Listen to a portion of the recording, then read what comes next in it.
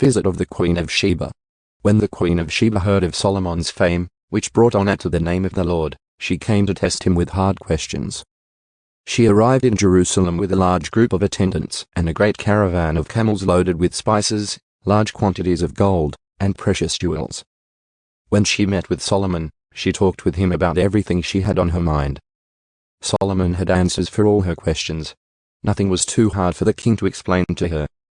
When the Queen of Sheba realized how very wise Solomon was, and when she saw the palace he had built, she was overwhelmed. She was also amazed at the food on his tables, the organization of his officials and their splendid clothing, the cupbearers, and the burnt offerings Solomon made at the temple of the Lord. She exclaimed to the king, "Everything I heard in my country about your achievements and wisdom is true. I didn't believe what was said until I arrived here and saw it with my own eyes. In fact, I had not heard the half of it. Your wisdom and prosperity are far beyond what I was told. How happy your people must be. What a privilege for your officials to stand here day after day, listening to your wisdom. Praise the Lord your God, who delights in you and has placed you on the throne of Israel.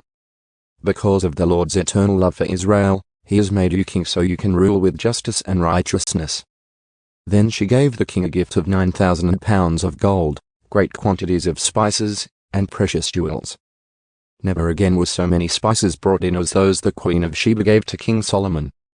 In addition, Hiram's ships brought gold from Ophir, and they also brought rich cargoes of red sandalwood and precious jewels. The king used the sandalwood to make railings for the temple of the Lord and the royal palace, and to construct lyres and harps for the musicians. Never before or since has there been such a supply of sandalwood. King Solomon gave the Queen of Sheba whatever she asked for, besides all the customary gifts he had so generously given. Then she and all her attendants returned to their own land. Solomon's wealth and splendor. Each year Solomon received about 25 tons of gold. This did not include the additional revenue he received from merchants and traders, all the kings of Arabia, and the governors of the land.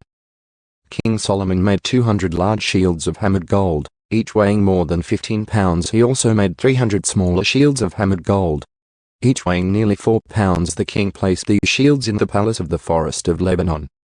Then the king made a huge throne, decorated with ivory and overlaid with fine gold.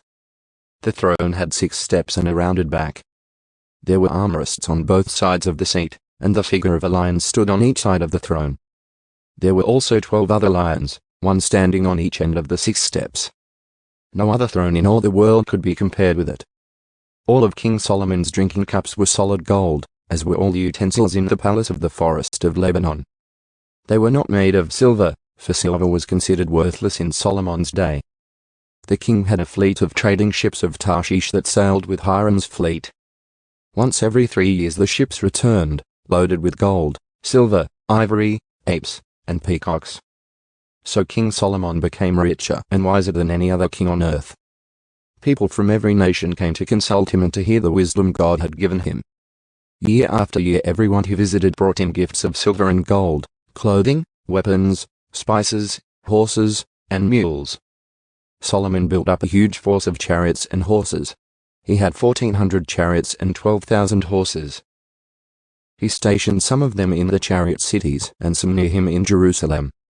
The king made silver as plentiful in Jerusalem as stone. And valuable cedar timber was as common as the sycamore fig trees that grow in the foothills of Judah. Solomon's horses were imported from Egypt and from Cilicia.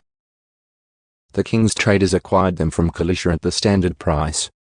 At that time chariots from Egypt could be purchased for 600 pieces of silver, and horses for 150 pieces of silver. They were then exported to the kings of the Hittites and the kings of Aram.